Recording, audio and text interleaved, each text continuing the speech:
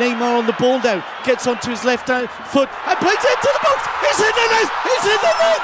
It's in the net! Le Média Mundo Deportivo a fait l'erreur d'interviewer le jeune insolent de 16 ans, Lamine Yamal, le jeune du FC Barcelone. Je savais qu'il était insolent, mais pas à ce point. Le gars, il s'est lâché. J'avais l'impression qu'il attendait que ça. On lui a posé des questions concernant le match à venir, c'est-à-dire Paris Saint-Germain, FC Barcelone. On lui a posé des questions surtout sur le Paris Saint-Germain. Le gars, il a dégommé le Paris Saint-Germain, littéralement. Pour son âge, je m'attendais vraiment pas à des déclarations comme ça. Et en plus de ça, aujourd'hui, les amis, devinez qui a fait match nul. Le Paris Saint-Germain a fait match nul face au dernier de Ligue 1. Génial. Il n'y a pas un meilleur moyen de se rassurer avant un match face au Barça. Comment vous faites match nul face au dernier de Ligue 1? Et en plus de ça, on a Enrique qui veut rassurer tout le monde en disant que ouais, voilà, les joueurs, ils ne sont pas donnés à fond, entre guillemets. Arrête de nous faire croire ça. On a tous regardé le match. Vous étiez juste nuls. Hein? Le Barça ne va pas vous louper. En tout cas, hein, Lamine Yamal a parlé. Yo les amis, j'espère que vous allez bien. On se retrouve pour l'avant-match de ce banger, les amis. La semaine prochaine, là, ça va barder. Il y a le Real qui joue face à City. Et juste après, mercredi, on a qui? Paris Saint-Germain, FC Barcelone. Franchement, je mets tous mes espoirs sur le Paris Saint-Germain. Franchement, pour qu'il me rende fier. Pour qu'il rende fier le Real Madrid. Mais vu comment ils ont failli se faire chicoter par les derniers aujourd'hui, franchement, je commence à enlever cette confiance en la eux. Franchement, Enrique, toi, je te fais pas trop confiance. En tout cas, les amis, cette vidéo aujourd'hui sera divisée en plusieurs parties. Nous allons faire l'avant-match, c'est-à-dire nous allons parler des différentes confrontations qui a déjà eu lieu entre le FC Barcelone et le Paris Saint-Germain. On va un peu analyser tout ce qu'il y a eu comme résultat. Ensuite, nous allons parler de l'effectif des deux équipes et aussi surtout la dynamique des deux équipes. La dynamique est à l'avantage de qui? De quel club? Voilà, qui est le plus en forme actuellement. Et après ça, les amis, vous savez, comme d'habitude, hein, je vais vous donner mon avis. Qui, selon moi, va gagner ce match? Et à la fin, les amis, nous allons parler des news, l'actualité autour de ce match. Lamine Yamal qui dit des conneries, Laporta qui dégomme Kylian Mbappé. Alors lui, c'est devenu son habitude, les amis. Donc, restez bien assis pendant ce temps. Lâchez un petit pouce bleu. Ça fait toujours plaisir, les gars. Ça aide au référencement. Donc, les amis, sans plus tarder, c'est parti. Donc, ici, nous avons les dernières confrontations du Paris Saint-Germain et du FC Barcelone, les amis. Comme vous pouvez le constater, voilà, c'est comme du ping-pong. Il y en a un qui gagne cette année et l'année d'après, l'autre gagne. Voilà, en tout, le Paris Saint-Germain et le FC Barcelone se sont rencontrés 13 fois. Oui, oui, ils se rencontrent presque tout le temps. En Ligue des Champions, en tout cas. J'ai comme l'impression que les deux, ils s'aiment. Voilà, c'est comme le Real Madrid et Manchester City. Bah, dites-vous que le Paris Saint-Germain et le Barça aussi, ils sont amoureux. Voilà, on continue. Ils se sont affrontés 13 fois et le Paris Saint-Germain a gagné en tout que 4 matchs. Oui, oui, ils ont gagné que 4 matchs. Le Barça a gagné 5 matchs, donc c'est assez équilibré et ils ont fait 4 matchs nuls. Donc en tout, ça fait 13. Donc comme vous pouvez le voir, c'est pour ça que je vous ai dit tout à l'heure, c'est comme du ping-pong. Voilà, les deux, ils se valent. C'est pour ça, là, je me dis qu'en gros, ça va être très très compliqué. Même s'il y a des gens qui s'avancent en donnant leur pronostic, c'est vrai que voilà, chacun peut donner son pronostic, mais ça va être très très chaud parce que les deux équipes se valent. Donc là, si on prend les 6 dernières confrontations, c'est-à-dire si on commence en 2015, pour voir un peu qui a gagné, qui n'a pas gagné, qui a perdu, qui a fait une mauvaise prestation, on peut voir qu'en 2015, les amis, le Barça avait gagné le premier match, c'est-à-dire le match aller 3 buts à 1. Et ensuite, au match retour, le Paris Saint-Germain avait encore perdu. Voilà, donc le Barça a gagné 2 buts à 0. Et en 2017, le Paris Saint-Germain avait gagné 4 buts à 0. C'est à l'époque, enfin, à la période où Cavani était là, Di Maria, tout ça. Ils ont marqué 4 buts à 0. Ils étaient grave confiants pour le match retour. Voilà, il y a Di Maria même qui te marque l'enroulé, mais superbe, les amis. Je vous mets les images si je les trouve. Franchement, c'était incroyable. J'étais confiant pour le match retour, mais ça, c'était mal connaître Neymar. Ça, c'était mal connaître Enrique,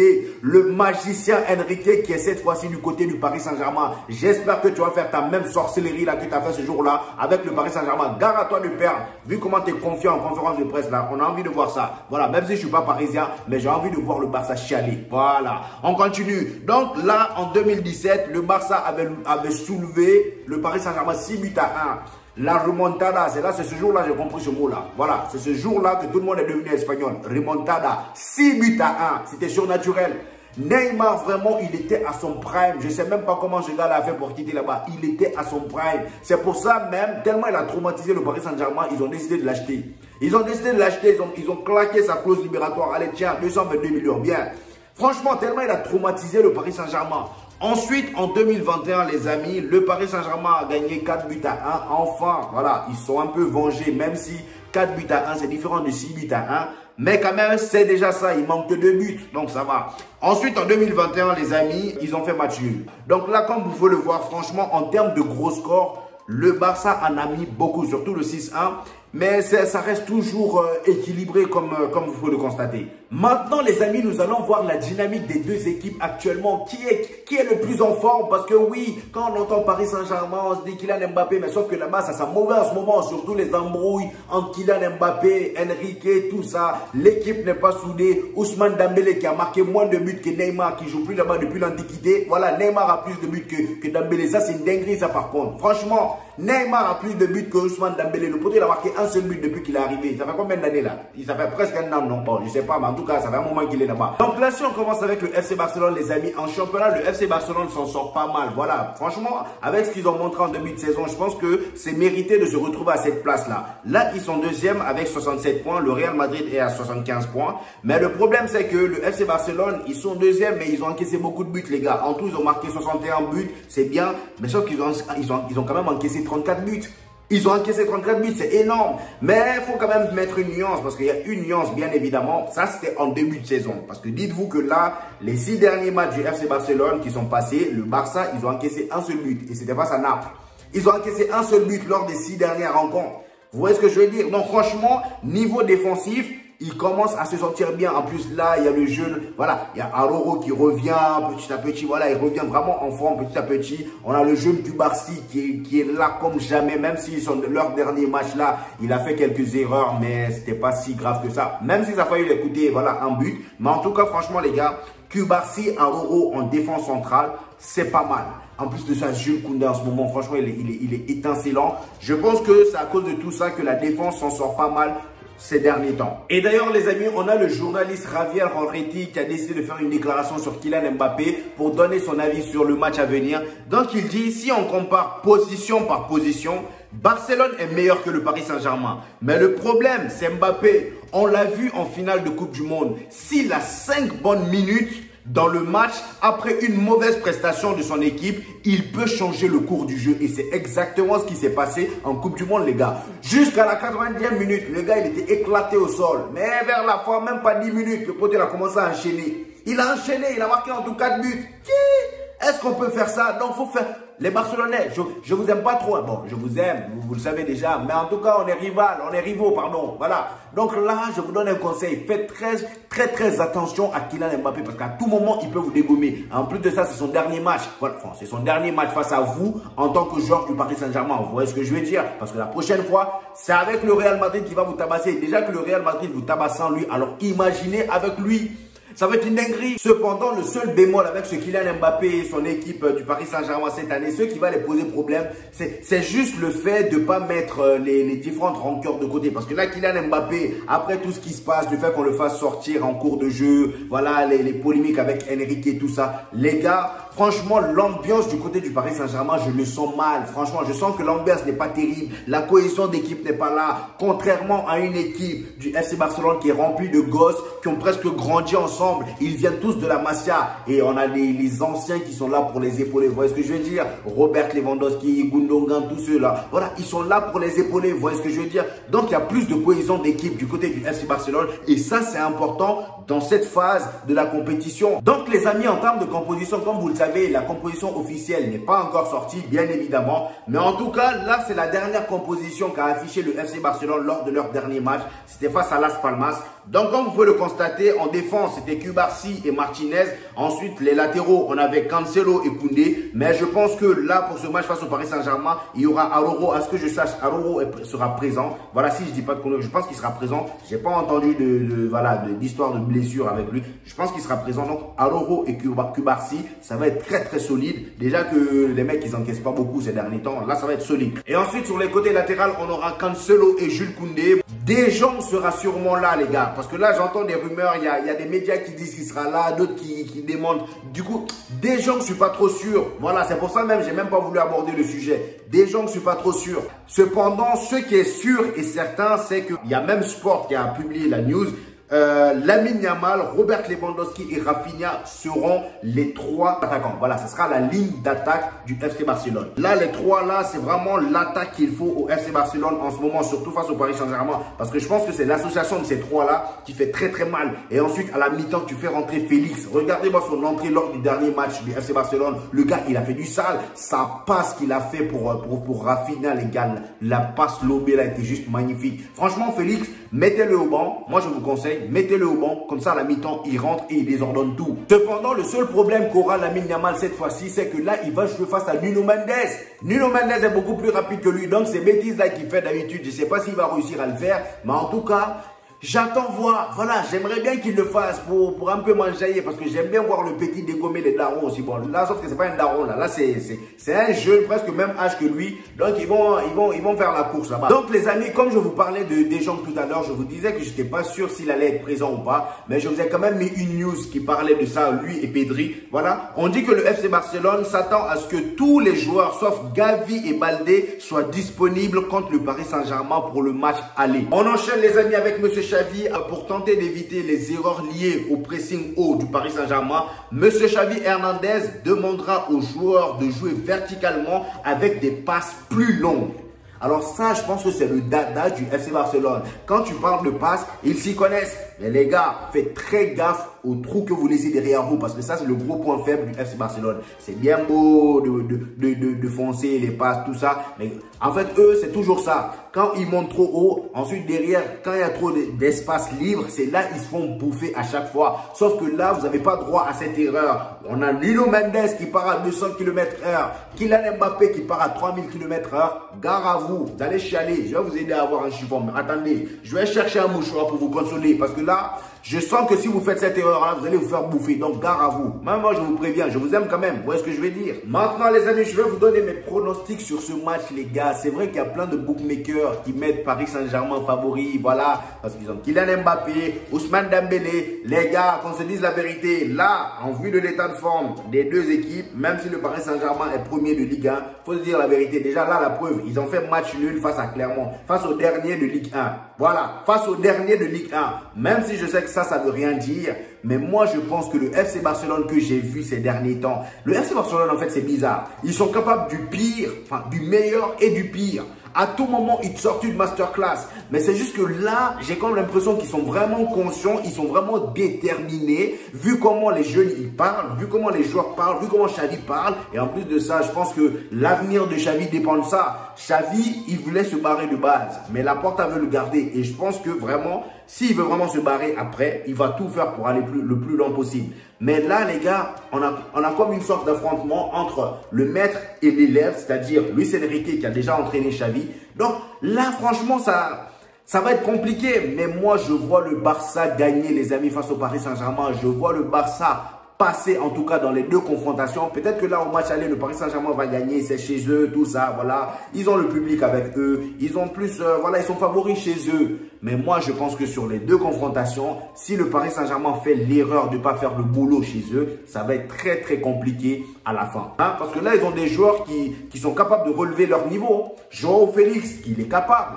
Rafinha, Moutemba, Claude Moutemba, le poteau, à tout moment, il te sort une masterclass. On se moque de lui. Mais le gars, en ce moment, c'est l'une des pièces maîtresses de l'attaque du FC Barcelone, qu'on le veuille ou non. Voilà, Lamine Yamal, même si là, ça va être face à Nuno Mendes, ça va être compliqué, mais le poteau, il est très remuant. À chaque fois qu'il a la balle au pied, il est dangereux. Et en plus de ça, là, j'ai comme l'impression qu'il est vraiment excité à l'idée de jouer face au Paris Saint-Germain. Et il a même donné, c'est en gros ce qui le motive encore plus de tabasser le Paris Saint-Germain. Je vais vous donner toutes ces déclarations, ne vous inquiétez pas.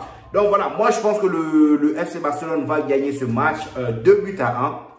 Vous me dites dans les commentaires ce que vous en pensez, quels sont vos pronostics. Et d'ailleurs, selon vous, l'effectif, voilà, qui est-ce que vous mettrez en attaque du côté du FC Barcelone? Parce que cette vidéo, c'est 100% barcelonais. S'il y a des Parisiens aussi qui veulent voilà, donner la ligne d'attaque qui serait parfaite pour le Paris Saint-Germain, n'hésitez pas à me dire ça dans les commentaires. Je réponds à tous les commentaires en ce moment. Vous voyez, je suis actif à 100% dans les commentaires en ce moment. Donc, n'hésitez pas. Maintenant, les amis, on passe aux news. C'est le moment le plus croustillant, les gars. J'espère que vous êtes toujours là. Voilà, parce que là, il y aura des dingueries. Il y aura des bangers, les amis. Vous n'êtes pas prêts. On commence par la première nouvelle, Daniel Alves, voilà notre nouveau, je ne sais même pas comment lui l'appeler, le qualifier maintenant. Daniel Alves, comme vous le savez, il était accusé de VIOL, il est sorti de prison dernièrement parce qu'ils ont payé sa caution. Apparemment, c'est un média, voilà, il y a plein de gens qui disent que on dit que c'est Neymar qui a payé les 1 million, après on dit c'est Depay, après on dit non, c'est pas Depay, c'est un média brésilien qui a payé les 1 million de caution pour qu'ils sortent, voilà. Et après, c'est pour qu'il leur laisse faire un documentaire sur sa vie, sur tout ce qui s'est passé, sa carrière, ses problèmes là, tout ce qui s'est passé autour de lui. Donc voilà, c'est pour ça qu'ils ont payé les 1 million. Donc là, il a fait une déclaration depuis sa sortie là, il dit où que j'aille, je survis. Je m'adapte à tout parce que pour moi, ce n'est pas l'endroit qui fait la personne, mais la personne qui fait l'endroit. Donc lui, sa personne a fait la prison. Bon, je ne sais même pas ce qu'il voulait dire, mais en tout cas, c'est pas l'endroit qui fait la personne, mais c'est la personne qui fait l'endroit. Il dit, tous les vendredis, je vais au tribunal. Le match que je dois maintenant jouer a lieu au tribunal et je n'ai aucune idée de la durée de ce match. Donc là, il fait référence, en gros pour lui, c'est pas et bien qu'il fait au tribunal parce que oui, chaque semaine, il doit se rendre au tribunal pour bien signer sa présence sur le territoire, tout ça, nana. Donc pour lui, c'est un nouveau match. C'est un nouveau type de match. Franchement, le gars là aussi, il n'est pas conscient. Je veux le défendre un peu maintenant. Tu ne peux pas défendre ça. Je ne sais même pas si il est vraiment... Comment dire, il est vraiment coupable. S'il est coupable, il mérite à 100% ce qui lui arrive. S'il n'est pas coupable, bon, j'espère que tout va se régler. Mais en tout cas, j'ai pas envie de m'avancer sur ce genre de sujet. C'est trop sensible. Voilà, on passe au suivant, c'est mieux. Monsieur Joao Félix est en train de faire son boulot, les amis. Bon, déjà, au FC Barcelone, il est bouillant ces derniers temps. Il fait beaucoup mieux niveau statistique, en tout cas, que quand il était à l'Atlético de Madrid. Donc là, cette saison avec le Barça, il est impliqué sur 17 goals et assists, voilà, et il a marqué 9 buts et 8 passes décisives, c'est juste incroyable. Alors qu'à l'Atlético de Madrid, le gars en 2020-2021 et 2021-2022, il était impliqué seulement sur 16 goals et assists, c'est très peu, voilà, c'est très peu. Et le gars, voilà, vu que là, il fait de très bonnes choses, la direction du FC Barcelone, bien évidemment, sont contents de lui, voilà, le Barça le veut et lui veut rester. Nous sommes tous contents, déclare Carrezo à propos de Joao Félix. Donc Carrezo, c'est celui qui est à côté de la Porta. Lui, je ne sais pas si c'est un autre dirigeant aussi, mais en tout cas, bon, c'est un mec important au FC Barcelone. J'aurais dû me renseigner plus. Désolé les amis. En tout cas, comme si ça ne suffisait pas de faire de bonnes impressions, le gars, il veut tout faire pour ramener Bernardo Silva. Vu que les deux sont portugais, quand ils se retrouvent à chaque fois au Portugal, apparemment Bernardo Silva n'arrête pas de lui poser des questions sur le Barça, comment c'est là-bas la vie, voilà, en termes de famille, est-ce que ça passe tout ça. Et voilà, ça se voit vraiment que Bernardo Silva, il veut venir, mais le gars, il a 29 ans. Je ne sais pas si c'est trop vieux pour vous, mais en tout cas, dites-moi ça dans les commentaires. Est-ce que selon vous, Bernardo Silva, avec ce niveau-là, 29 ans, c'est trop vieux ou on s'en fout? Dites-moi ça dans les commentaires, les gars. Donc là, Bernardo Silva a une clause libératoire qui le permet de partir au FC Barcelone pour 50 millions d'euros. Je pense que le Barça, bon, 50 millions d'euros pour nous en tant que Madrilène, j'allais dire c'est rien, mais bon, Barça, ils ne peuvent pas se permettre ça. Eux, ils payent leurs joueurs avec Spotify, j'avais oublié. Mais bon, autant pour moi, on passe au suivant. J'ai pas envie de me faire goumer là. Voilà les amis, Ousmane Dembélé est dans la merde. Parce que là, apparemment, le Barça a encore la rancune. Les gens là sont rancuniers. Le Barça, pourquoi vous êtes rancuniers comme ça même? Depuis que Ousmane Dembélé les a lâchés, les a largués, ils ont encore ça là. Ils n'ont pas avalé la pilule. Comme vous le savez, M. Xavi ne voulait pas laisser partir Ousmane Dembélé. Lui, il voulait le garder. Mais sauf que Ousmane Dembélé, M. Al-Radaifi, là, comment il s'appelle? Le président du Paris Saint-Germain l'avait déjà amadoué avec de l'argent. Donc lui, il se voyait déjà au Paris Saint-Germain. Donc il n'a pas voulu suivre, voilà, les envies, les souhaits de M. Xavi. Il s'est barré. Il s'est barré pendant que eux ils partaient à faire leur tournée aux États-Unis là. Il s'est barré, voilà. Et là, il est dit que le Barça, le FC Barcelone, au Barça en tout cas, tout le monde est très déçu de la manière dont Ousmane Dembélé a quitté le club. Les Catalans veulent lui prouver que son départ était une mauvaise décision. Les amis, imaginez ne serait-ce qu'une seconde. Le gars, il pose un classique face au Barça. Et ça, ce genre de truc-là, la plupart du temps, c'est comme ça se passe. Le joueur que vous détestez le plus, là, il quitte chez vous, il part dans l'autre club, vous les affrontez et il vous goume. C'est comme ça. En plus de ça, on dit, ah, depuis le début, le gars, il marque pas beaucoup, il a marqué un seul but. Imaginez seulement une seule seconde, le gars, il te fait un triplé face au Barça. Ça serait cruel. Le poté, il a attendu tout ce temps. Il a attendu tout ce temps pour marquer un triplé face à son ancien club. C'est cruel. J'espère que Ousmane Dembélé, en tout cas, lui, il a une tête de quelqu'un qui peut faire ça. Mais bon, on verra ça. Ça serait mon rêve. Mais on verra. On passe au suivant les amis. Malgré le jour de repos, Pedri, Frenkie de Jong, Araujo, Christensen étaient tous au centre d'entraînement aujourd'hui pour poursuivre leur plan d'être à 100% prêts pour le match aller contre le Paris Saint-Germain. Ils sont vraiment déter les amis comme je vous ai dit. Et en parlant de détermination d'ailleurs, il y a un Sénégalais qui casse tout en ce moment au FC Barcelone B. Voilà, vous le connaissez, c'est Mikayil Faye. Le gars c'est un défenseur, mais le poteau il marque plus que Robert Lewandowski. Lors des 7 derniers matchs, il a marqué 5 buts. Et ce n'est pas 5 n'importe quel but, c'est le tireur de coup franc numéro 1 au FC Barcelone B. Le poteau il lâche des missiles, moi je l'appelle Michilinho. Le poteau il te lâche des coups francs de taré. Le but qu'il a marqué avec le Sénégal pour son premier match. Moi je me suis demandé, mais c'est quel genre de premier match ça? Vous êtes sûr lui, c'est la première fois qu'il joue? Parce que là franchement tu peux pas marquer ce genre de truc là. Fais-toi petit, sois humble un peu. On sait que tu es fort mais sois humble. Sois humble. Donc là le FC Barcelone a décidé de le faire monter en équipe A. Imaginez l'association avec Araujo ou avec le petit Cubarsi. Alors là ça va être tendu. Déjà que là ils n'encaissent pas beaucoup de buts. Imaginez ce taré la monte là-bas. Il va remplacer Robert Lewandowski déjà de 1 en attaque et en défense. Je pense qu'il va faire les deux. Il est capable. Donc là, la décision a été prise. Comme vous pouvez le voir, Faye ne sera ni vendu ni prêté. Il fera partir de l'équipe première la saison prochaine. Franchement, félicitations à toi, mon frère. Sénégal Red. Maintenant, les amis, moi, j'ai vu cette photo-là. Je me suis demandé, mais attends. Luis Enrique, qu'est-ce que tu nous fais? Qu'est-ce que tu écoutes? Sérieusement, dis-nous. Si tu écoutes du gazo, je ne sais même pas. Dis-nous, qu'est-ce que tu écoutes? Pourquoi tu as des écouteurs en plein match? Pourquoi tu as les écouteurs? Hein? Oh ben là, tu te prépares encore pour le Barça, on ne sait jamais, hein, parce que lui, il est bizarre parfois. Donc les amis, là on arrive au moment tant attendu, les grosses déclarations de M. Lamine Yamal, le jeune de 16 ans, l'homme le plus insolent sur terre, surtout au FC Barcelone, c'est l'insolent Pro Max. Voilà, le gars, à son âge, je sais que le FC Barcelone, vous avez du mal à gérer ses pieds. Voilà, je sais que ses pieds sont insolents, mais au bout d'un moment les gars, gérer au moins sa bouche. Gérer sa bouche, il n'a que 16 ans, 17 ans maintenant, non? Voilà, il n'a que 17 ans, gérer sa bouche un peu. Le poteau parle trop. Je sais que là en ce moment il est fort, mais il fait trop le malin. Il fait trop le malin.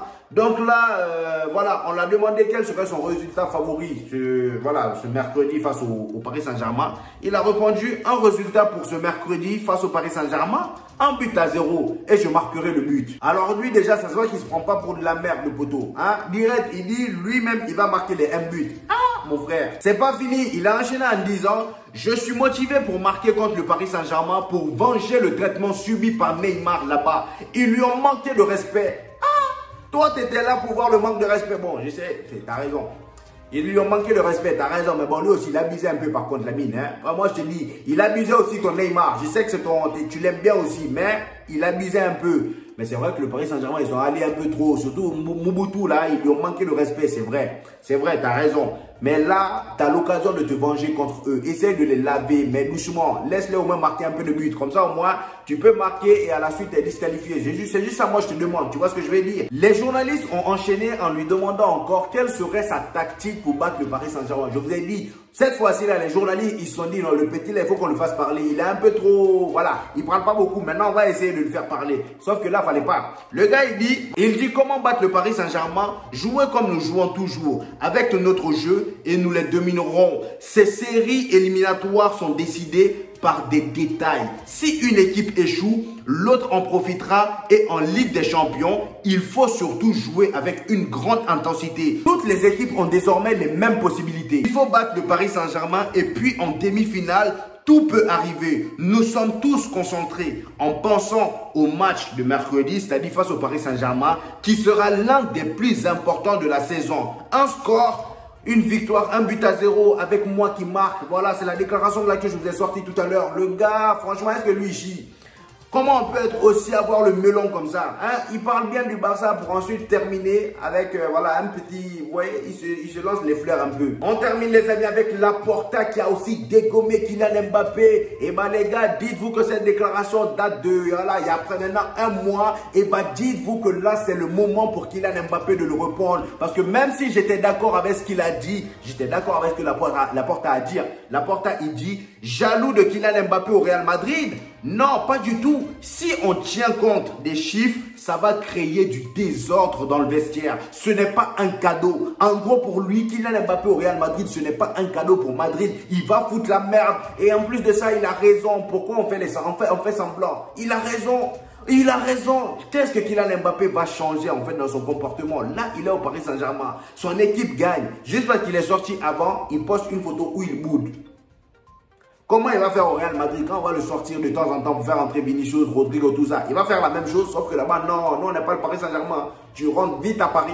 Tu rentres vite sur Sarcelles ou Saint-Denis. Je sais pas moi. Nous-mêmes, on va prendre l'avion. Même si tu vas laisser ton jet privé, on va prendre l'avion pour être sûr que tu vas arriver à Bondy. Voilà, on va aller te déposer chez toi. Arrêtez-moi les bêtises là. Franchement, j'espère que tu vas changer avant ton arrivée. En tout cas, je te confie la tâche de bien tabasser Monsieur Laporta ce mercredi. Je compte sur toi, Monsieur Kylian Mbappé. Les gars, c'était tout pour aujourd'hui. J'espère que vous avez kiffé la vidéo. Lâchez un petit pouce bleu comme d'habitude. Ça fait toujours plaisir, les gars. Voilà, ça aide au référencement. Et si tu n'es pas encore abonné, abonne-toi. On parle du Real Madrid et du FC Barcelone. Les gars, on se retrouve au prochain épisode.